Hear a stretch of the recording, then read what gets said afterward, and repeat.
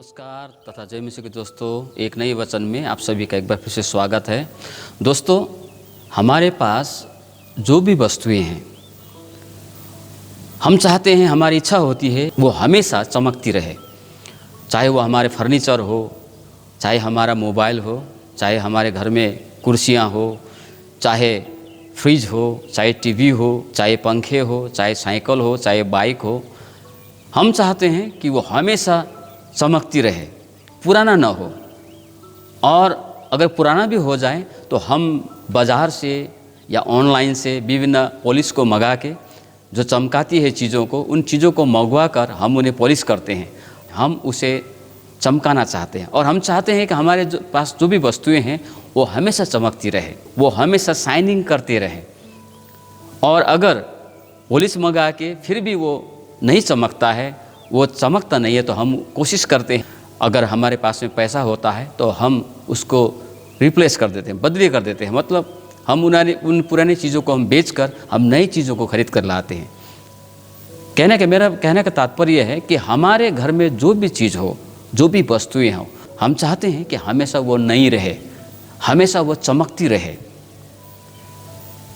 ये बात सिर्फ हम ही नहीं दोस्तों, ये इच्छा रखने वाला, इस बात की चाह रखने वाला सिर्फ हम मनुष्य ही नहीं, परंतु परमेश्वर भी चाहता है। जिस प्रकार हम चाहते हैं कि हमारी वस्तुएं हमेशा चमकती रहे, हमेशा शाइनिंग करते रहें, वो चमके, उसी प्रकार परमेश्वर चाहता है कि उसकी उत्तम सृष्टि मनुष्य जात इस संसार में चमकती रहे, वो उनका जीवन चमकदार रहे, प्रकाशमान हो, उसका जीवन चमकती रहे। परमेश्वर चाहता है।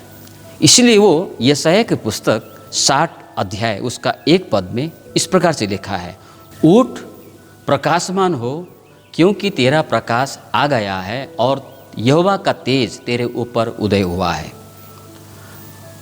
परमेश्वर इस वचन में कहता है कि उन सारे लोगों के लिए जो ये वचन सुन रहा है, उन सारे लोगों के लिए, सारे मनुष्य जात से परमेश्वर आज भी कहता है कि उठ प्रकाशमान हो, क्योंकि तेरा प्रकाश आ गया है और तेरे ऊपर परमेश्वर का तेज उदय हुआ है।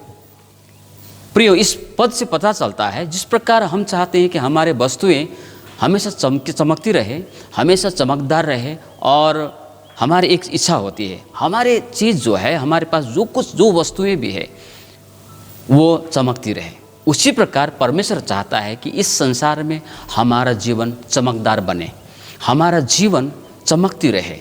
और इसके लिए परमेश्वर ने कहा कि उठ प्रकाशमान हो, क्योंकि तेरा प्रकाश आ गया है।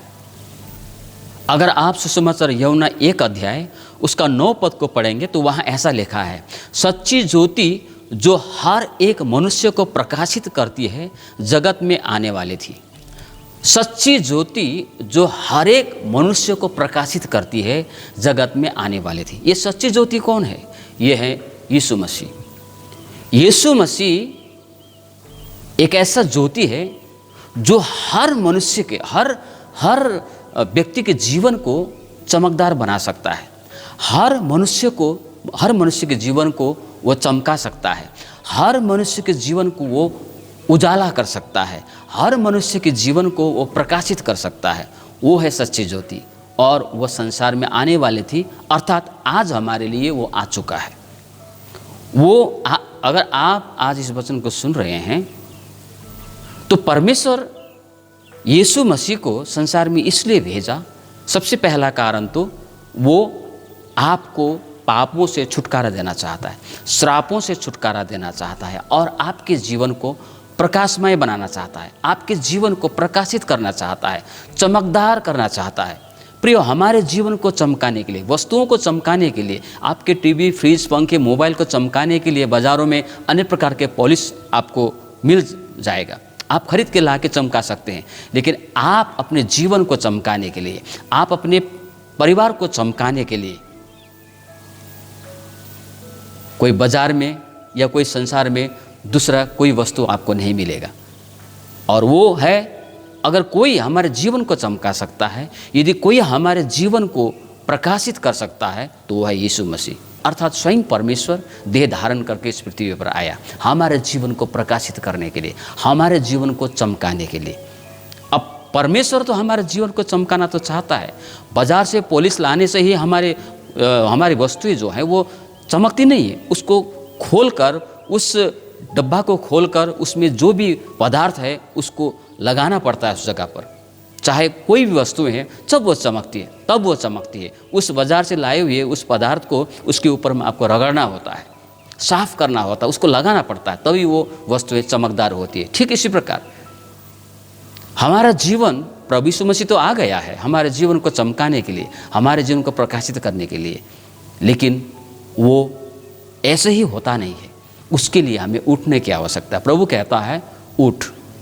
उठ कहने का मतलब क्या है, इसका तात्पर्य क्या है? उठ कहने का मतलब है परमेश्वर की राह पर चलना, सक्रिय होना, उसकी ओर ध्यान देना, उसकी वचनों को सुनना, उसकी आज्ञाओं को पालन करना, उसके बताए हुए राह पर निकल पड़ना, सक्रिय होना, ये सब अर्थ बनता है उठ का। जब अब्राहम को परमेश्वर ने बुलाया, अब्राहम आ और मेरे बताए हुए राह पर निकल पड़, जब अब्राहम निकल पड़ा तो उसका जीवन प्रकाशित हो गया और उसका जीवन सारे संसार में चमकने लगा और आज भी चमक रहा है। प्रिय मित्रों, परमेश्वर आपके जीवन को चमकाना चाहता है, परमेश्वर आपके भी जीवन को प्रकाशित करना चाहता है। यीशु आज आपके लिए भी आया ताकि आपके जीवन को, अपने परिवार को निराशा से निकाल कर आशा में लाएं। आपके निराशा भरे जीवन में वो आशा देना, आशा रूपी चमक आपको देना चाहता है। आपके अशांति जीवन में वो शांति को देना चाहता है। दुख से भरा जीवन में आनंद देना चाहता है। वो आपके जीवन को इस संसार में, परमेश्वर चाहता है आपका जीवन इस संसार में निराशा में ना बीते, दुख और अफसोस में ना बीते, परंतु परमेश्वर चाहता है कि आपके जीवन में, आपके परिवार में वो चमक जो परमेश्वर चाहता है आपके जीवन में आने पाए। इसलिए आइए उठे, निराशा में न बैठे, गुमसुम न बैठे, हताश होकर न बैठे, हारा हुआ जीवन इस प्रकार से न जिए, परंतु आप उठे, परमेश्वर की ओर ध्यान लगाए, परमेश्वर के राह पर निकल पड़िए। यीशु रूपी जो हमारे जीवन को जो चमकाता है उसकी ओर ध्यान दे और परमेश्वर आपके जीवन को चमकाता है।